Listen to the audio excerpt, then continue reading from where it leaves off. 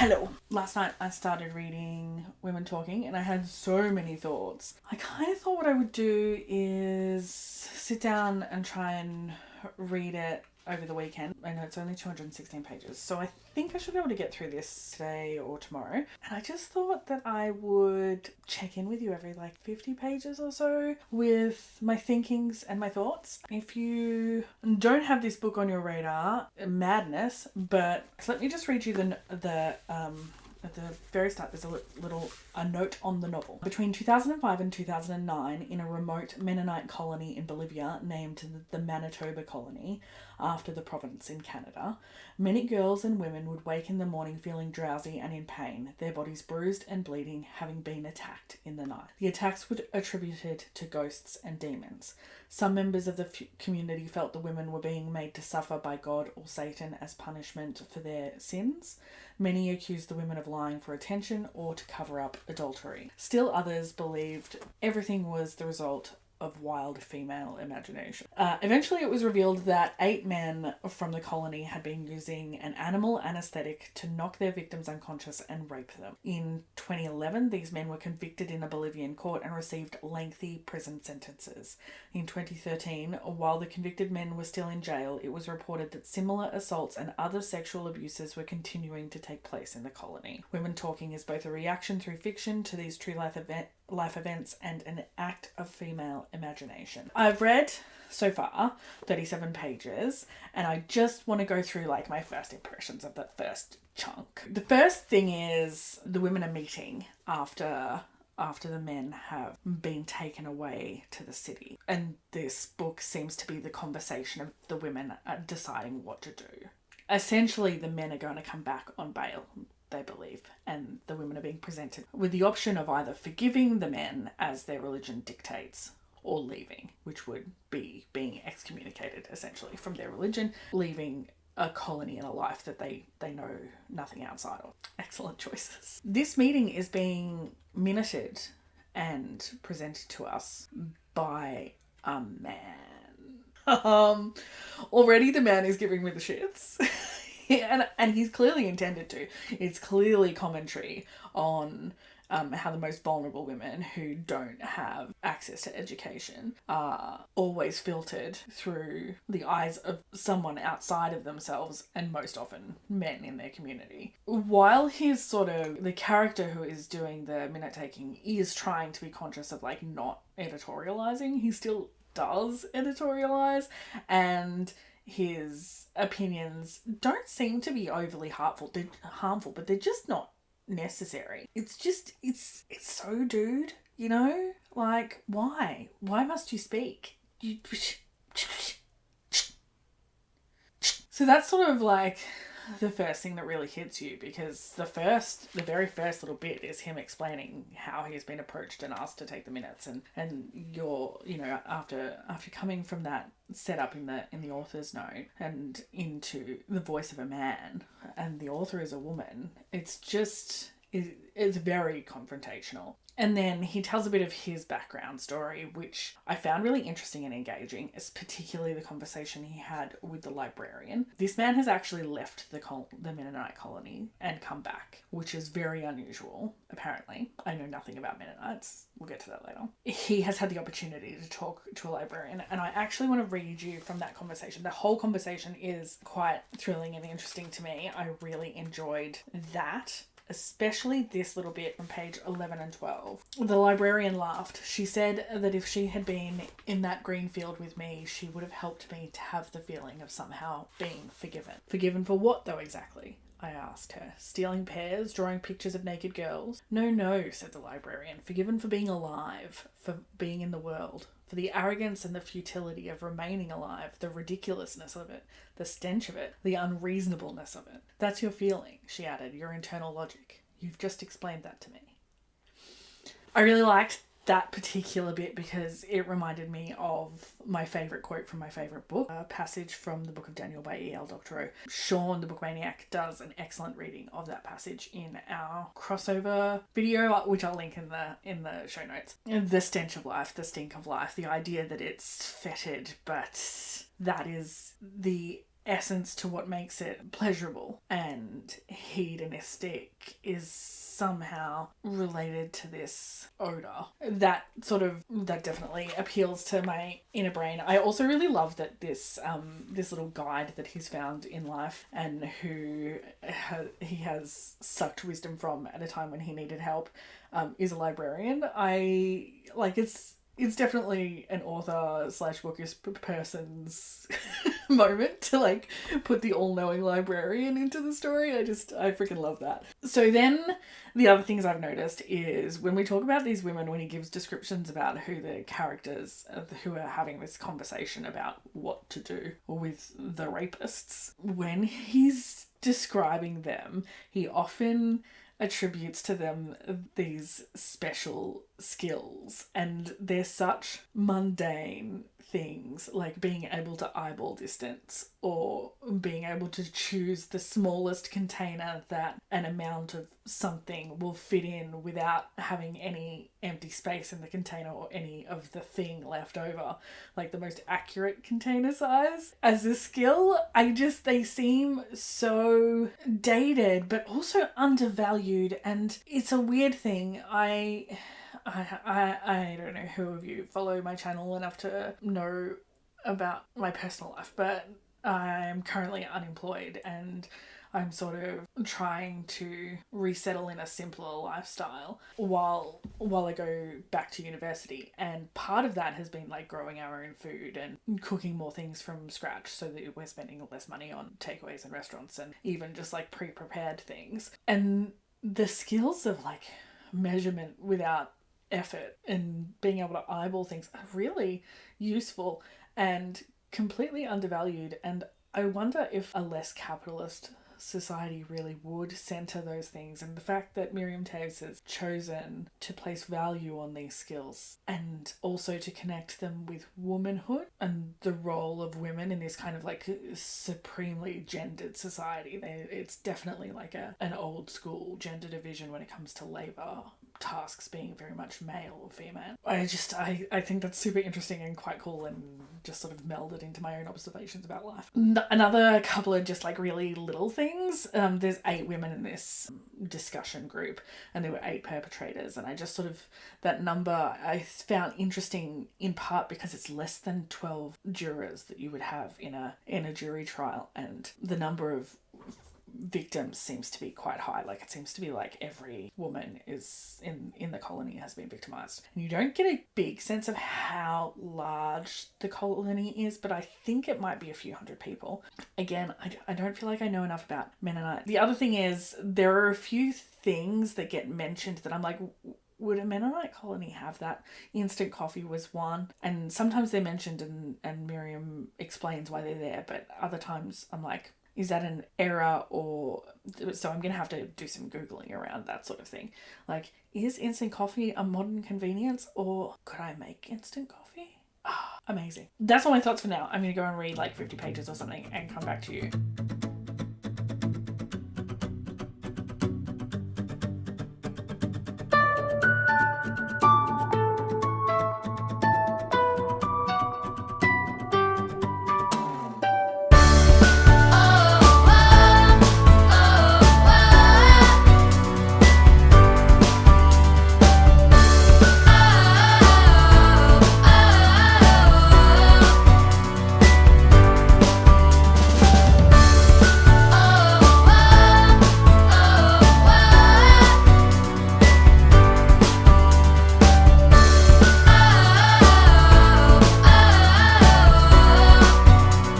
Not yet read another 50 pages, but as this conversation between the women builds and the magnitude and the impact of the sexual abuse that's happened sort of starts to take shape, and the various impacts on lives that has caused starts to form up, and I start to feel the reason these women are angry is not because they've been victims, it's because they are valued less in their community than the men are. And that this conversation is really about how to carry on existing knowing that they cannot actually change that, and how do they countenance a world that doesn't agree that they have worth, and how do they exist and not exist at the same time. Like, it's actually the question of womanhood in our current situation. Like, how do you continue to exist and countenance that as a woman you are more likely to be injured and less likely to be helped when you are injured? And it's really very much the world in small, and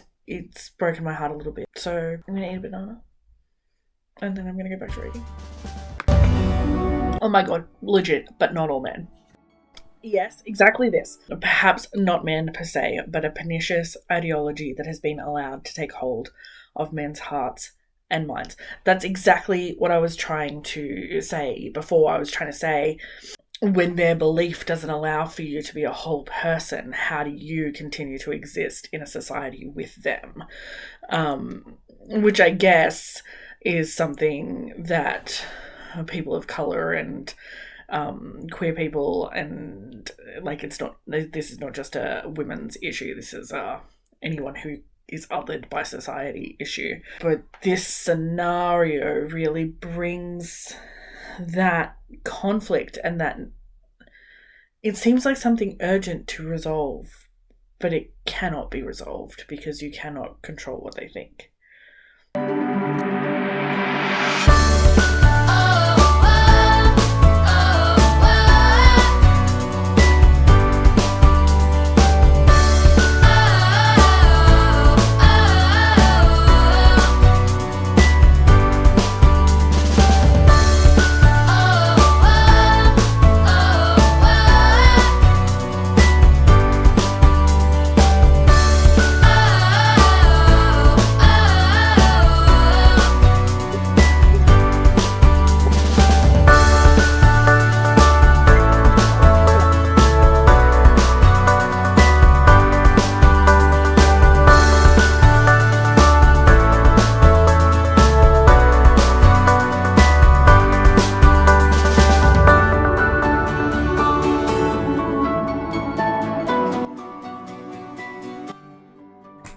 Okay,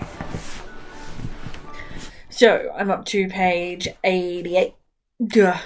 So when the women first started having this conversation, they seemed to be wanting to avoid discussing their situation in literal terms, and so there was a lot of effort to find an allegory or a comparable situation in nature that they could use to infer the correct path.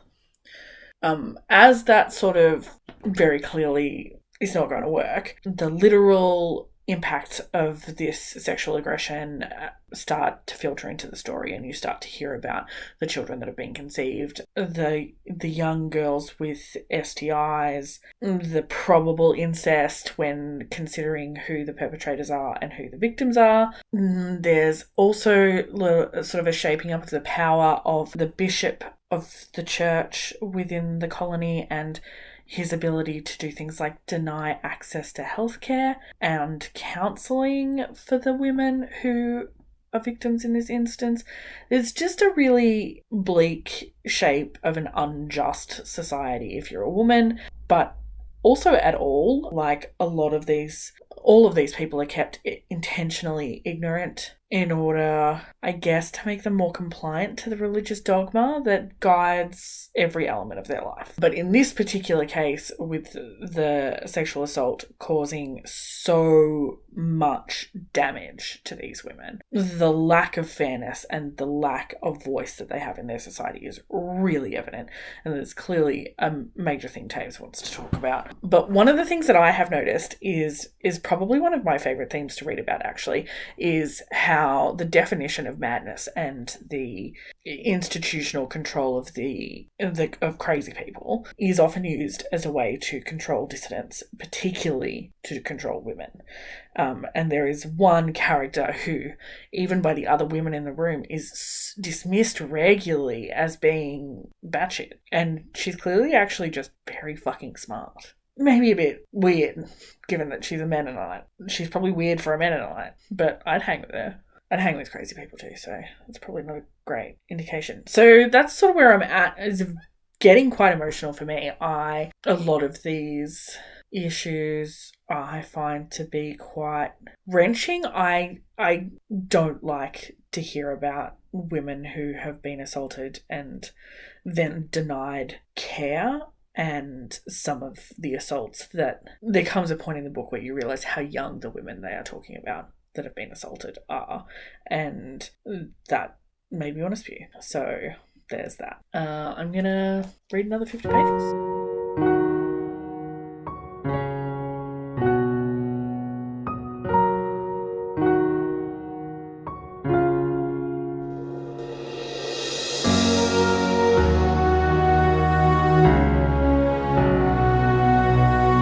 The teenage girls who are part of this conversation have the Mennonites wear kerchiefs once they're 15 and older to cover their hair in the presence of men, and the teenage girls have like a different fashion sensibility for when the men are not present, and I find that so lovely. I really like it.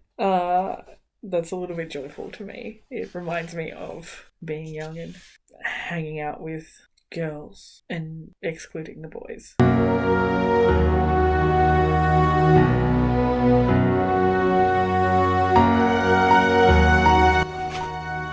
The other thing that I forgot to mention before was that the women are very concerned about who will look after their men if they leave them for their own safety. Even while this conversation is going on, it is constantly interrupted and intruded upon by their obligations to the running of the village and the care tasks that women are often responsible for. I'm finding this infuriating, not because of anything to do with the book, but just because reality.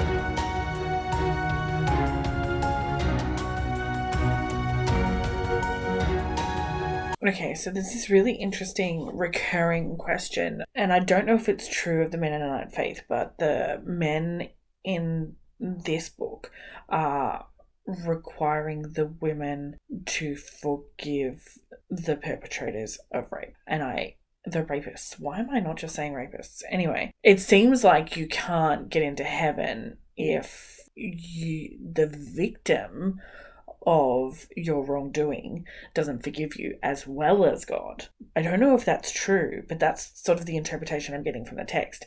And I think that's really interesting. Can you imagine if that was the requirement for like resolution of crime? I mean, I'm not a very forgiving person. If you steal my shit or, hurt me in any way, I will hate you forever. How does that society move forward? Other than by forcing victims to... And there is the implication that they won't be granted admittance into heaven if they don't forgive the rapists and live in a happy, loving society with them. Yeah.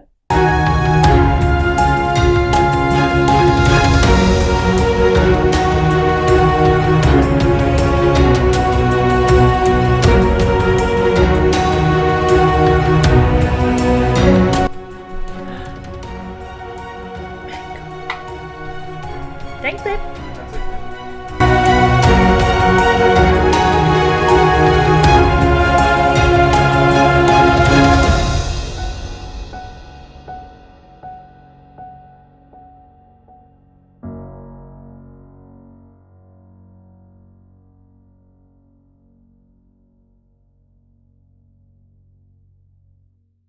is that blasphemous? That being acknowledging that the men in the colony may not be perfect.